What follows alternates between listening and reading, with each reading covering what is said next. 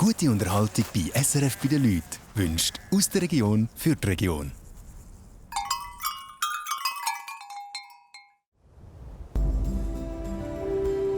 Der Hüttensommer steht vor der Tür. Aber es hat so viel Schnee wie schon seit Jahren nicht mehr. Die Rockhobelhütte im Kanton Obwalden wird aus dem Winterschlaf geweckt. Vom neuen Hüttenwartpaar Claudia und Niklaus. Ihre erste Saison haben sie sich ein bisschen anders vorgestellt. Aber der Start ist jetzt momentan ein bisschen mit dem Schnee, alles nass, Holzschopf im Schnee. Das ist gerade ein bisschen mühsam, aber es kann nur noch besser kommen. Im Kanton Glarus läuft der Umbau der Glärnisch-Hütte noch nicht so, wie sich der Hüttenwart Friedli Rieck vorgestellt hat. Das Einzige, was fertig ist die Aussicht. Und die ist weiss Gott gut. Die Clarida-Hütte wartet noch auf ihre langjährige Hüttenwartin Angie Ruggiero. Seht ihr das schon? Gut, also, wir sind da hinten. Seit 12 Jahren bin ich Hüttenwartin. Seit 12 Jahren tue ich hineinladen. Seit 12 Jahren bin ich immer nervös, ob alles klappt. Das ist SRF bei den Leuten. Heute Geschichten.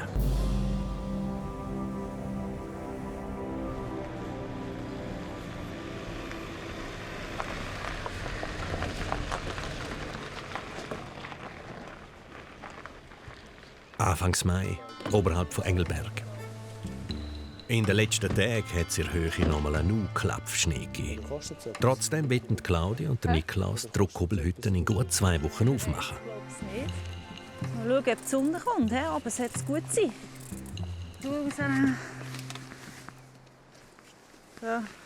Ja, der Plan ist, jetzt gehen wir jetzt schauen, wie viel Schnee das hier oben noch hat.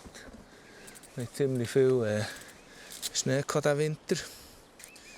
Über 2000, unter 2000 leider nicht. Und jetzt gehen wir schauen, ob wir am 1. Juni auftun oder nicht. Nehmen wir uns jetzt mal ein Bild und dann schauen wir weiter. Es ist vielleicht auch gut, gibt die Natur den Takt an und das ist ein bisschen das daran gewöhnen. Dass auch das noch etwas so wird sein.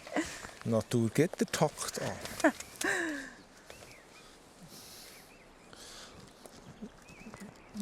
Schöne Hurenkappe. What's mondiert, hä?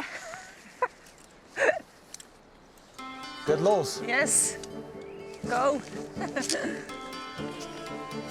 Manchmal ist es aber noch gäbig, da siehst du nicht alles. Ja. Der Niklaus ist Bergführer und Claudia kommt vom Marketing. Beide haben schon in Hütten ausgeholfen, aber noch nie selber eine Hütte geführt. Danke! Die nehme ich jetzt hier bei dich, hä? Ja, würde ich auch. Ja. Aber ich denke, es warmet langsam, nicht? Ja, Stimmt schon für dich? ja sicher. Fast ein bisschen ins Haus sein, hä? Das muss sein. Und mit dem kann ich umgehen.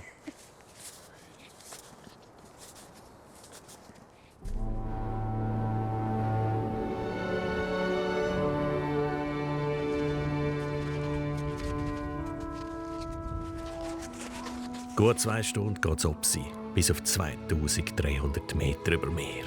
Zur Rockhobelhütte im Kanton Obwalden.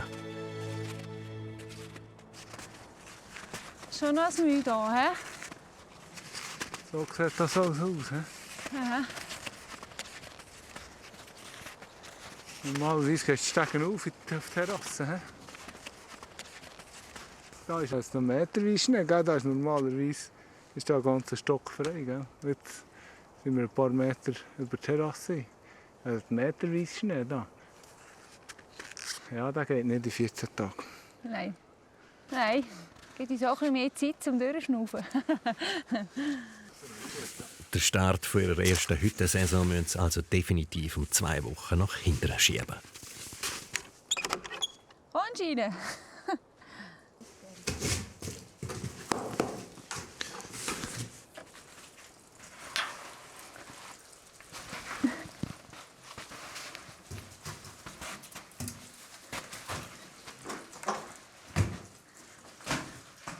Ja.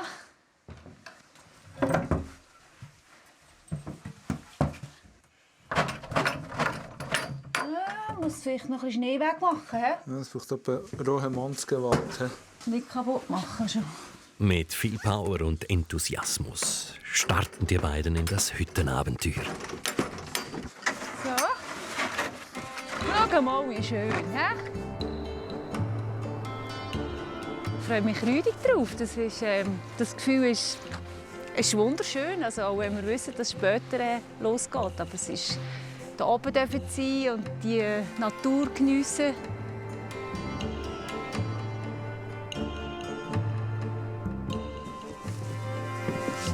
Claudia und Niklaus wollen ein paar Sachen anders machen als auf anderen Hütten. Vor allem etwas soll ihre Gäste glücklich machen. Ich habe auf eine Kaffeemaschine gedrückt. Nicht unwesentlich. In den Schweizer Hütten, in den meisten gibt es einfach Netzkaffee. Und in Nepal auf 5000 in der Basecamp können sie Cappuccino machen. Da hat es mir einfach nicht eingeleuchtet, dass wir das auf 2300 nicht können. Für einen Aperol oder für Dingsspritz sind die. Siehst du? Ja. Grösser jetzt nicht. Ich mal schauen.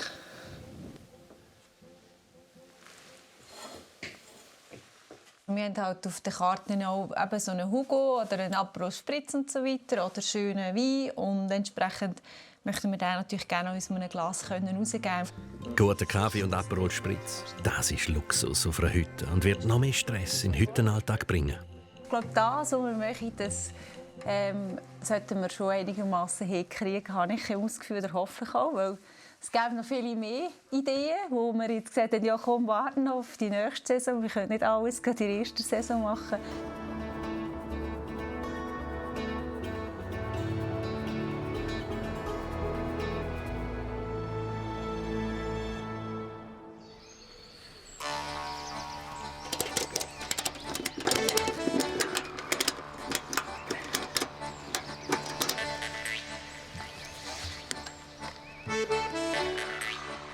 Im Klöntal beim Helilandeplatz ist der Friedli Rieck schon fast bereit, um auf die Glärnischhütte zu fliegen.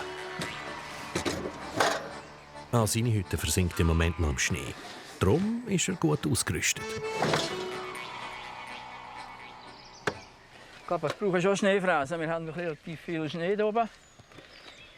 Im Gegenteil, ich weiss noch nicht genau, ob man sich abstellen kann auf der Terrasse, aber ich denke schon. Ich muss nur schauen, dass ich keine kaputte Fräse hier oben habe, sonst bringt es mir dann wieder nicht viel.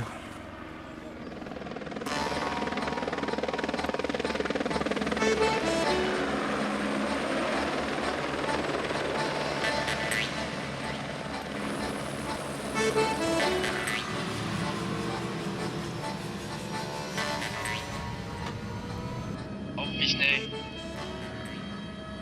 Selten so viel Schnee um die Jahreszeit, oder? Eines auch, ja. Einen Meter hat es jetzt wieder gegeben, noch in den letzten Dingen. Eben gerade in den letzten 2 Tagen, oder? Ja.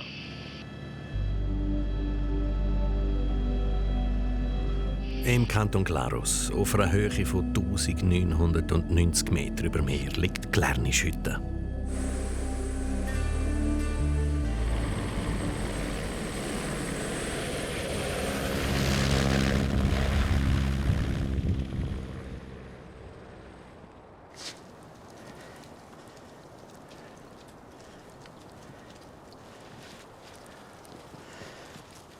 Es ist die 4. Hüttensaison von Friedli. Bevor es aber losgehen kann, muss auch er die Hütte vom Schnee befreien.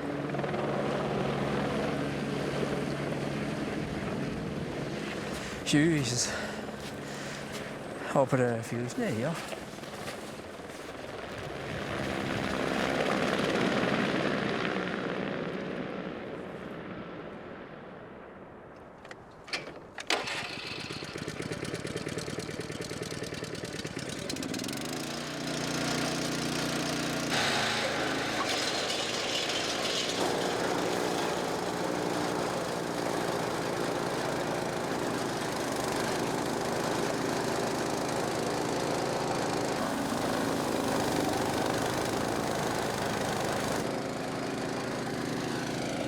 Ein Walzer dran.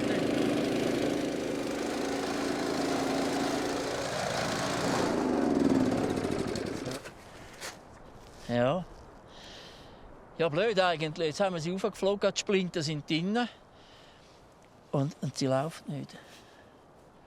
Ich weiss nicht, weiss der Teufel, was das ist. Ja, jetzt ist halt gleich Handarbeit wieder angesagt. Ja, gut, das Name.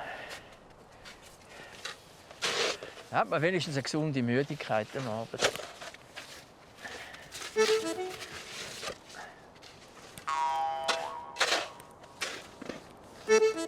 Der ganz letzte Sommer ist die Hütte umgebaut worden. Was noch fehlt, ist aber der Innenausbau. Es soll Fürsche gehen.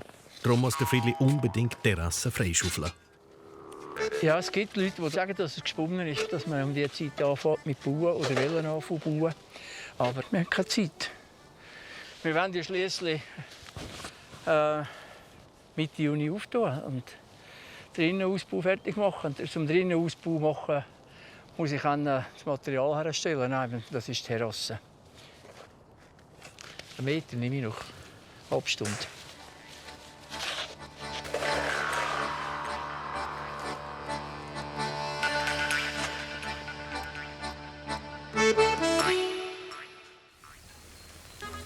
Neffels im Kanton Glarus.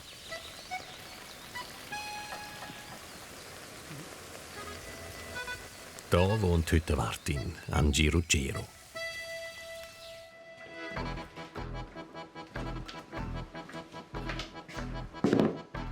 Ans Backen ist sie sich gewöhnt. Seit Jahren geht sie auf die Claridenhütte. Dieses Jahr muss sie aber ihren ganzen Hausrat einpacken. Jetzt zügle ich auf Amden. Ja, ein neues Kapitel wieder. Eine neue Herausforderung und ja, spannend. Und das kurz vor der neuen Sommersaison. Ich versuche zu planen, aber manchmal kommt es dann einfach ganz anders raus. Da muss man wieder einen Plan B haben. Und ich denke, ich bin schon viel auch spontan, oder? So, dass es dann halt eben so, wie es kommt, kommt es dann. Es ist fast ein bisschen wie auf der Hütte. Viel Stress und ständig improvisieren. Ich brauche das schon. Also ich kann gerne, wenn immer irgendetwas läuft und so. Es ist viel los, jetzt auch mit dem Zügeln und so.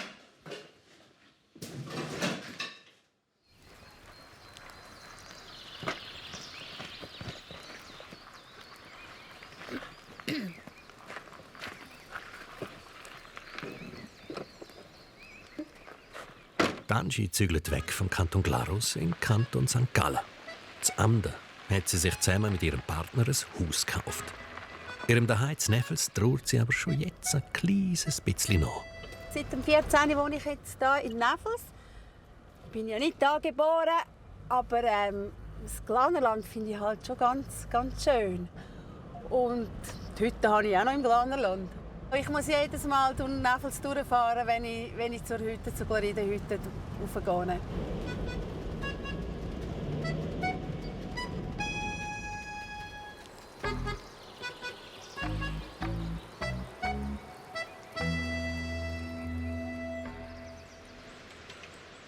Aber jetzt geht es eben auf Amden. Der Angie weiss mit 60, dass sie das Leben so nehmen muss, wie es kommt.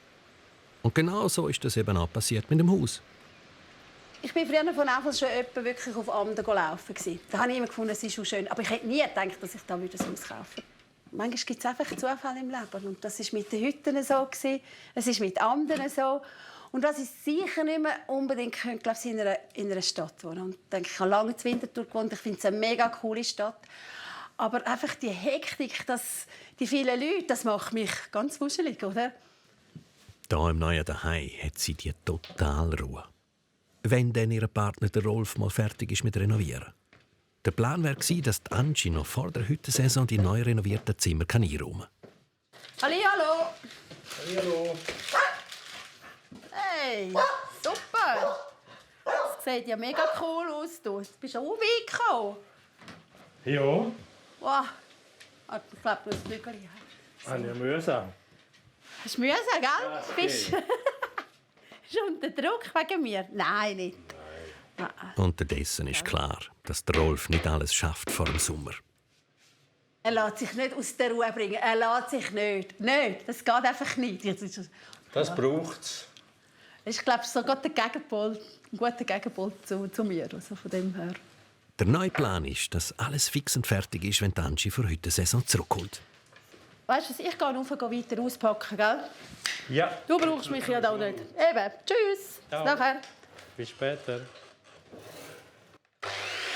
Ein Glück, dass der Rolf Schreiner ist. Er und Angie kennen sich seit 8 Jahren und haben sich online kennengelernt. Quasi bei Tinder für Bergsteiger. Ich war allein, sie war allein. Und dann gibt es so ein Gipfelbuch. Und dort kannst du irgendwie schauen, mit wem du ein bisschen Berg gehen kannst. Und nebendran hat es noch ein bisschen kantonsweise Leute, die jemanden suchen. Und dann bin ich mal dort rein umschneiden. Und ja, zur gleichen Zeit hat Angie etwas drin, kurz und schmerzlos, ein Text. Und alles, was länger ist, als 4 Sätze, habe ich so nicht gelesen, bin ich weitergezappt. Und das hat sich das eigentlich ergeben. Zur richtigen Zeit, am richtigen Ort.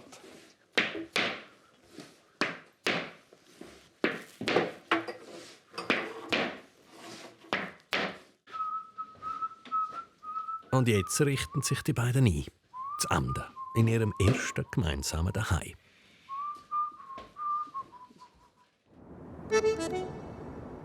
Auf der kleinen Schütte braucht der Friedli eine Schaufelpause. Ja, das heimalige Zimmer. Aber auch das ist ein Provisorium. He? Ein Haufen Brot. Die Hütte muss fertig werden bis zur Eröffnung in 10 Wochen. Der Schnee muss weg für die Terrasse, Platz machen für das Baumaterial. Und erst dann können die Bützer auch den Innenausbau fertig machen. Ja, das ist der Neubau. Man merkt es auch, es höhlert noch ein bisschen. Die Zimmer sehen auch noch nicht ganz fertig aus. Das Einzige, was fertig ist, ist die Aussicht. Und die ist weiss Gott gut. Ich freue mich jetzt schon im Sommer. Am Abend da rausschauen, das ist doch etwas sehr Sinniges. Jetzt geht ja die Sonne. 7:30. Nicht schlecht. Irrsinnig. Es ist ein Rohbau. Noch keine Küche und nichts. Und noch schlimmer, im Moment können die Arbeiter nicht einmal auf die Baustelle. Vorher haben wir Geschöpfe da draussen. Und der muss weg, der Verschlag muss weg, dass man da reinkommt mit dem Material. Und dann denke ich, geht es eben schon mal schnell. Die Umstände sind schwierig. Aber die Eröffnung für heute verschieben, das ist für den Friedli keine Option. Tja.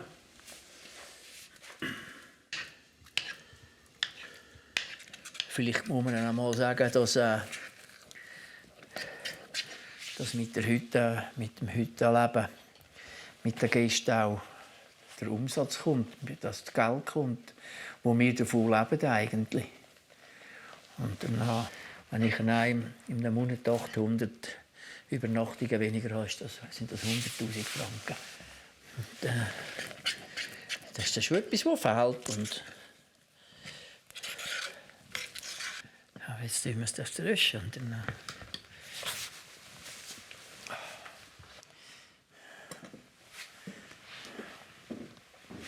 ja, man wird bescheiden, Normalerweise ist der Friedli nicht allein da oben, sondern mit seiner Partnerin, der Pia. Die hat aber im Moment noch zu tun im Tal.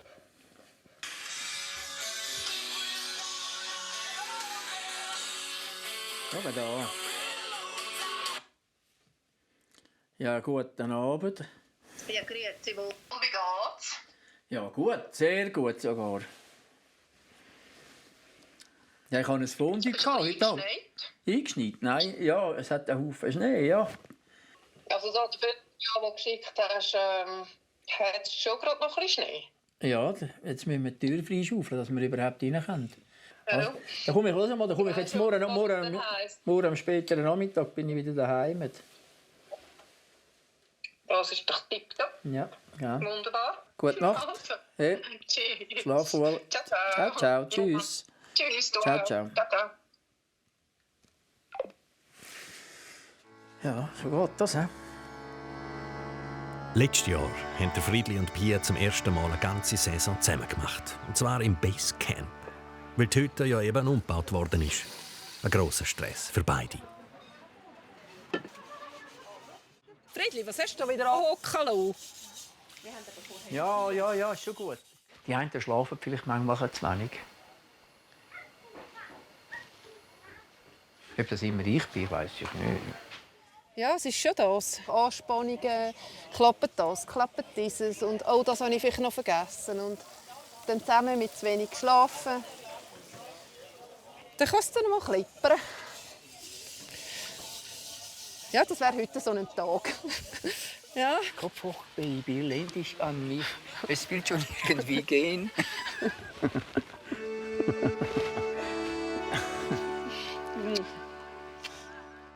Es hat sich sicher etwas verändert zwischen unserer Beziehung. Also, sie ist sicher tiefer geworden, vielleicht weniger oberflächlich. Also, es geht tiefer aber in allen Bereichen. Es ist vielleicht, dass man vielleicht einmal miteinander Auseinandersetzung hat, wo aber auch sein müssen, wo meiner Meinung nach eine Beziehung nur gut tun kann.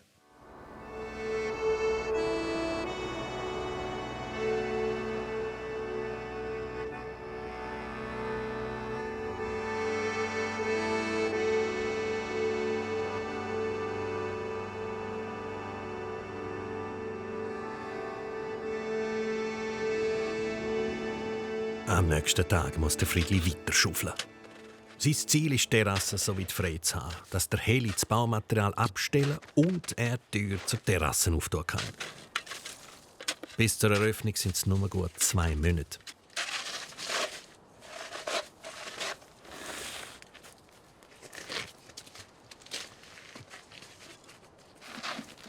Hat es nicht gedacht? Ja, schön. Sie ist fast ein bisschen emotional.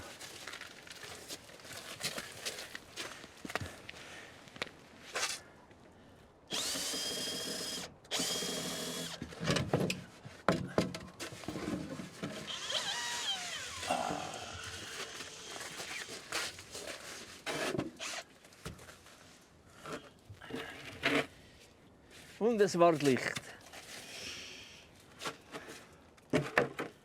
So, jetzt kann ich Ihnen auftun. He?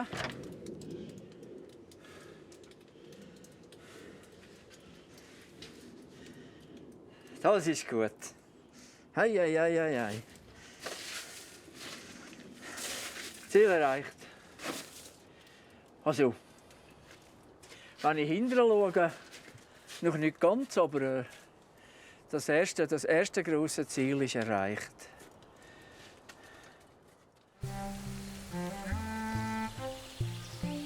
Claudia und Niklaus haben die Eröffnung für Rockhubelhütten um 2 Wochen schieben. Aber jetzt geht es endlich los mit den Vorbereitungen. Da musst du mir schnell helfen, Klausi. Hast du am Telefonieren? Ja. Probieren wir selber. Vor den 9 braucht der Trauen nicht hier zu sein, aber es wäre super wieder.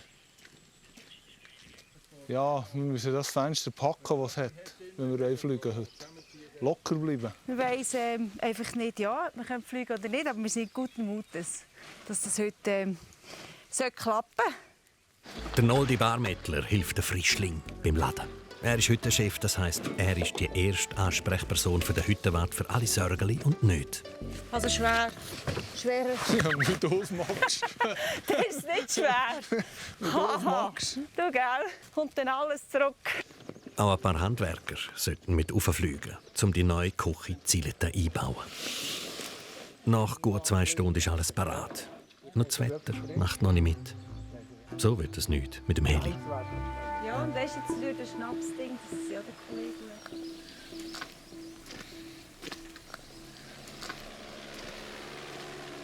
Kaum ist der Nebel ein bisschen weg, muss es zackig gehen. Der Nebel könnte jeden Moment wieder zurückkommen. Als Bergführer weiss der Niklaus, dass sich die Arbeit nach dem Wetter richtet und nicht umgekehrt. Ja, die 3 und die 3 zusammen, ist gut. Der Heli ist da, was wollen wir noch mehr?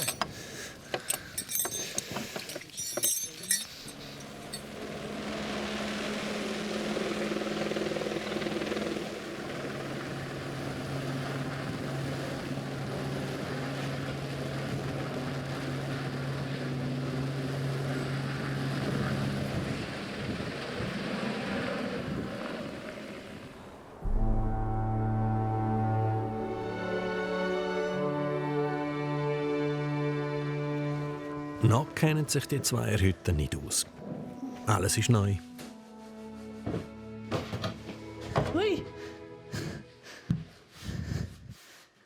Naudi, mein Problem wird sein, dass ich nicht rauf mag.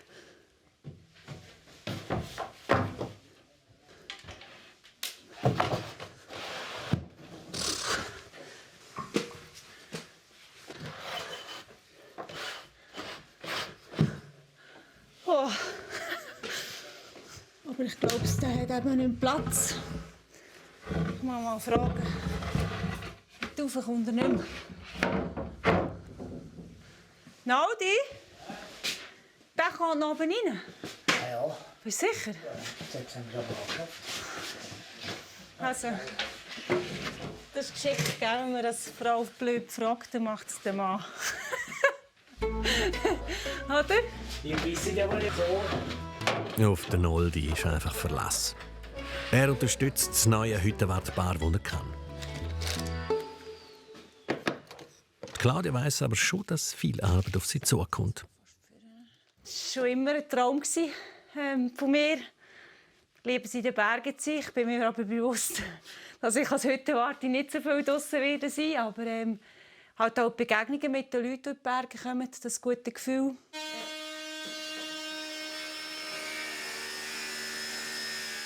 Der Hüttenchef Noldi ist ein alter Hase.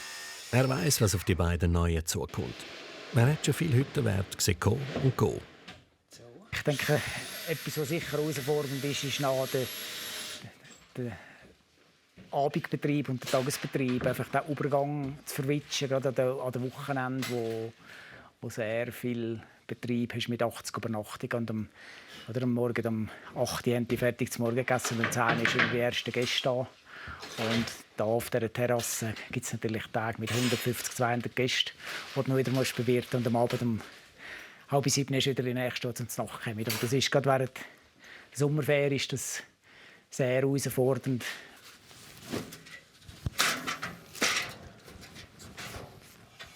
Viele Leute und Krampfen vom Morgen bis am Abend. Das macht dem Niklas nichts aus. Als Bergführer war er bis jetzt immer draußen unterwegs gewesen.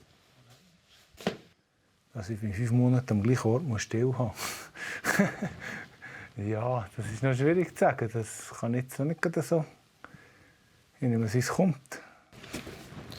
Wir haben so ein gewundete Schachtel da.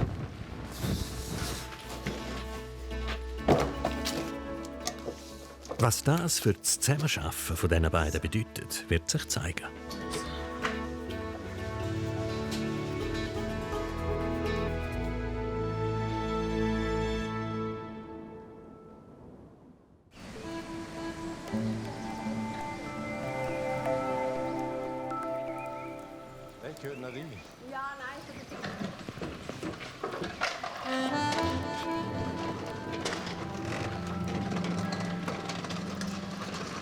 Im Glaner Lintel ist Angie schon wieder am Packen. Zusammen mit ihrem Partner Rolf macht sie den Proviant für die Sommersaison parat. Nur nicht gerade auf das Gemüse. Ich hoffe, Julia kann jetzt endlich. Das bringst du, glaube ich, nicht weg. Was? Dass ich nervös bin? Nichts. Nein, das bringst du wirklich nicht weg. Kannst du noch.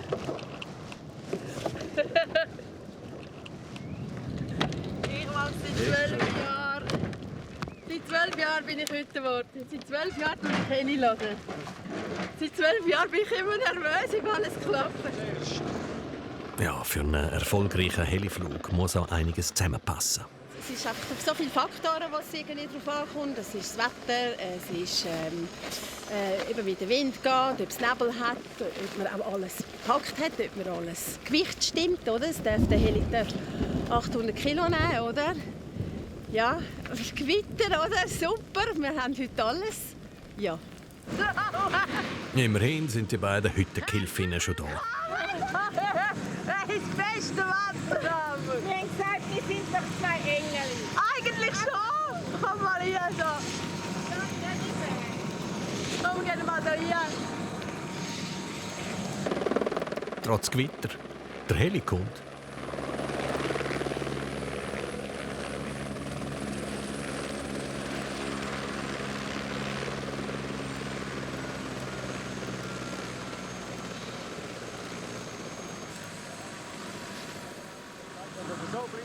Bei dem Wetter können sie nicht fliegen. Wenn es so blitzt und donnert, dürfen sie nicht. Und gell, wahrscheinlich ist es oben auch zu, als es neblig ist.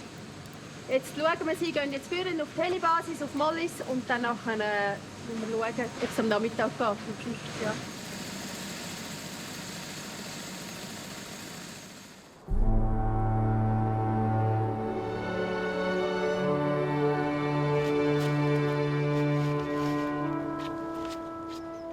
In der Rockhobelhütte auf über 2300 Meter weht ein neuer Wind.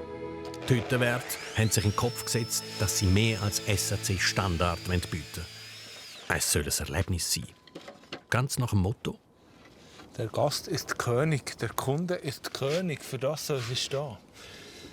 Und nicht, der Kunde ist nicht zu erziehen. Das ist eine blöde Aussage. Aber wir wollen eigentlich machen, dass es den Leuten wohl ist. Ja, jetzt können wir schauen, ob das passt. Im besten Fall ja. Die Hütte wird aufgemöbelt. Mit einem neuen Buffet, einem Steamer und einer richtigen Kaffeemaschine.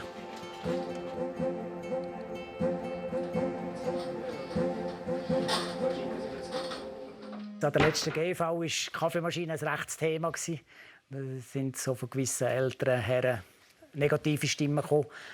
Man muss hier einfach sehen, Rockhobel ist nicht eine Berghütte. Es ist wirklich eine Hütte, wo die Leute einfach ein Hüttenerlebnis wollen.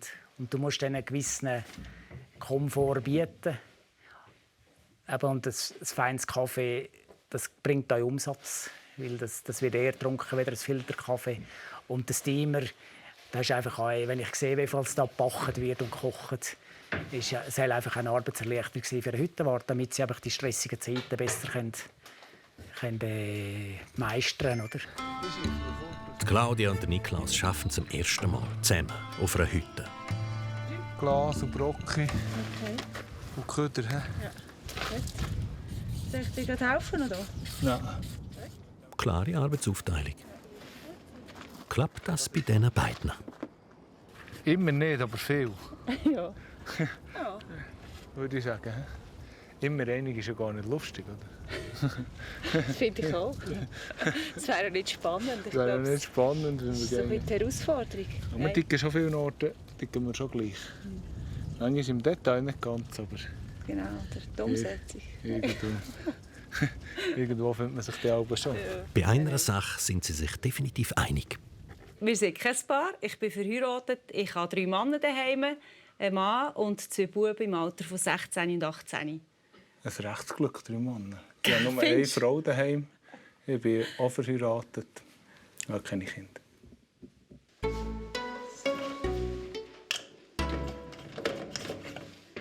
Hast du gesehen, ich habe gut gemacht. Mir ist in den Boden gefallen. Von denen? Von denen. Ah ja, das ist nicht so schlimm. Schlimmer wäre von denen. Mama WC ist der auf dem...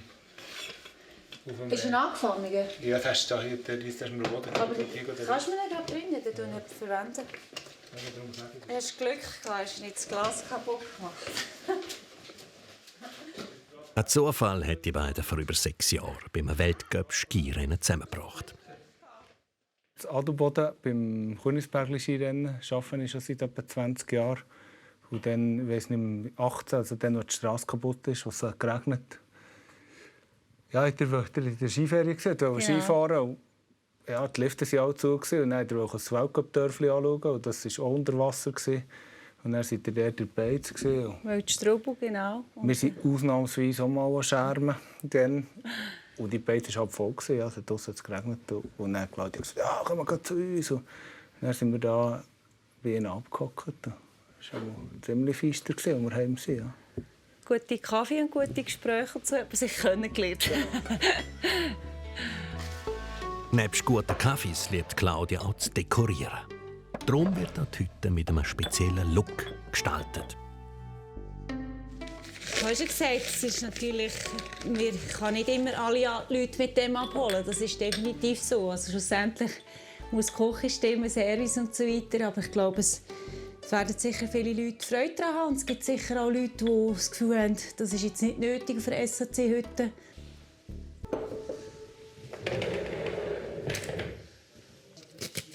Das sind Pfähle für die Terrasse, um ein bisschen das das Hüttenambiente, so ein bisschen halt alpenschickmässig noch ein bisschen den Gästen näher bringen. Alles anders, alles neu. Der Noldi wäre da vorsichtiger. Es ist jetzt vieles umgestellt worden, ein paar Sachen, die ich jetzt vielleicht noch nicht gerade angepackt habe. Aber ich glaube, wir dürfen die Motivation jetzt noch nicht bremsen. Und jetzt müssen wir mal schauen, ein Jahr, wie es läuft. Oder bis im Herbst wissen wir dann mehr, wie sich das entwickelt, was sie da im Sinn haben.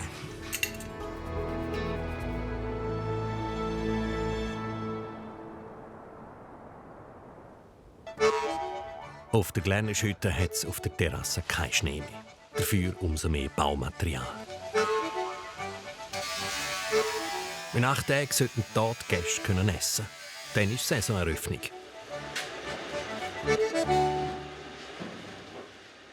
Zu tun gibt es noch viel, aber es geht vorwärts. Der Hüttenwart und Koch Friedli ist im Glück. Für mich ist das natürlich das Kernstück der Hütte. Die Küche, weil ich komme von diesem Bereich. Die Zimmer sind auch wichtig. Aber die Küche, eine funktionierende Küche. Ohne funktionierende Küche ist einfach heute ein Riesenscheiß. Also da bist du irgendwo auf Gaskocher, wie wir sie jetzt haben, und in den Stuben innen und auf den Tisch oben. Und das ist etwas Schönes. Und es hat extrem viele Hochschränke, Schubladen, und es kann nicht genug geben. In der kleinen Hütte arbeiten fast 30 Handwerker gleichzeitig. Nur so wird sie rechtzeitig fertig. Der Friedli muss mitten der Baustelle alle verpflegen.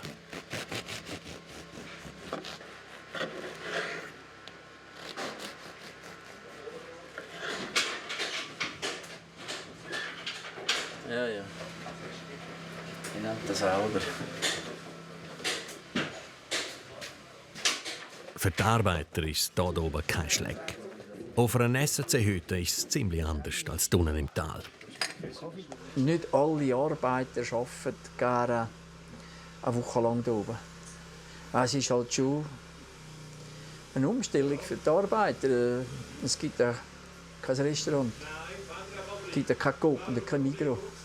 Wir müssen einfach, am Abend sind sie da und duschen und ist halt ein kleiner Ort, aber wir kennen ja Katzenwäsche, aber das kennen sie nicht und der ist halt manchmal ein schwierig.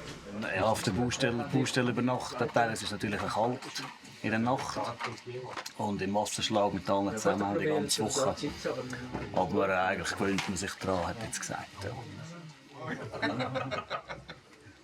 Hast du immer etwa die gleichen um dich herum? Du musst rauskommen mitnehmen, sonst ist es nicht gut. Ja, vielleicht ist streng, oder?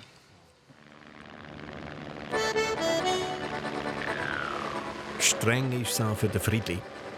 Er sollte überall gleichzeitig sein. Egal, ob die Bauarbeiter Fragen haben, ob der Heli Material liefert oder ob jemand Hunger hat. Der Friedli kümmert sich um alles und alle.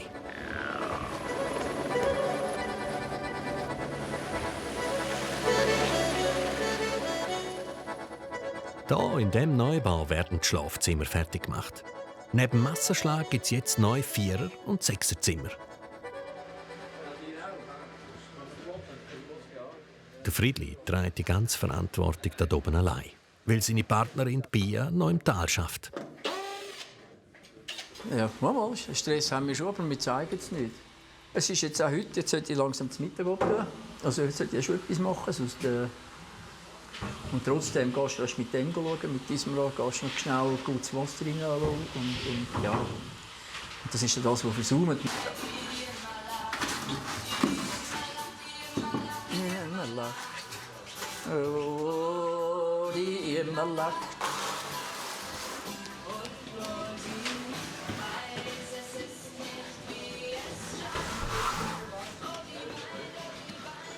Sami, hast du noch etwas? Nein. Ich hole sonst nicht den Heli noch. Komm mir wieder Platz über, ist gut. Ja. Solange die Küche noch nicht fertig eingebaut ist, muss der Friedli für die Handwerker noch mit dem Gasbrenner hantieren. Das ist heiß.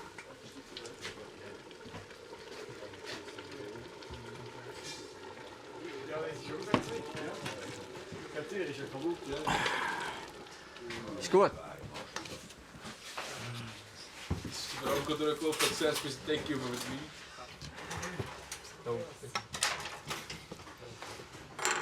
Gut, dir. 48 los. Stapeln. 48 los. 1, 2, 3. Bist du Border? Bist du gut? Nein, gut miteinander. Gut. Kann ihr auch noch?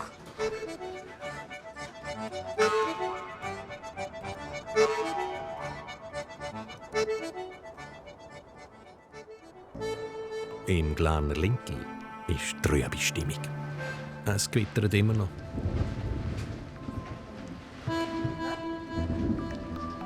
Ja, eben, das hat er jetzt noch.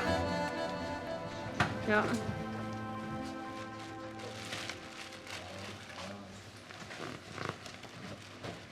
Also ich habe jetzt mit ihm von der Gemeinde noch telefoniert. Er hat mir angerufen und hat gesagt, es hat so heftige Gewitter und so einfach der Regen, der kommt, oder? Und die Straße, es ist einfach gefährlich in den Bergen, oder? Das wissen wir, oder? Mit dieser Masse von Regen, die kommt, die ja in letzter Zeit immer war, oder? Er meint, dass wir das Ganze abblasen. Also ich denke, es ist ein Risiko, oder? Es ist wirklich ein Risiko und die Frage ist immer, ob wir das eingehen oder nicht. Du kannst einfach nichts machen. Du musst einfach zusammenpacken und... Mir tut es für sie weh, ja. Für uns ist es ja sekundär. Ja.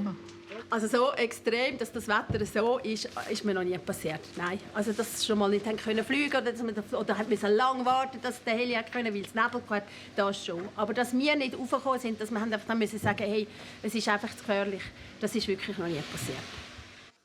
Ja, wir brechen die Stanzen ab. Ja. Und schauen, ob wir morgen gehen können, weil einfach das Wetter ist so unberechenbar. Gell? Es hat so dermassen die Spitzen nicht drin, oder, was kommt regnen. Ja. Gescheiter ist, ja. weil es bringt nichts. Die ganze Bütze für nichts. Morgen nochmal einen Anlauf nehmen.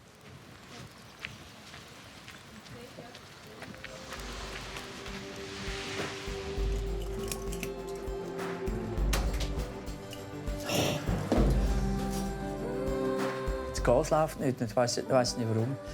Und der Technik nimmt nicht ab, das Telefon nicht ab.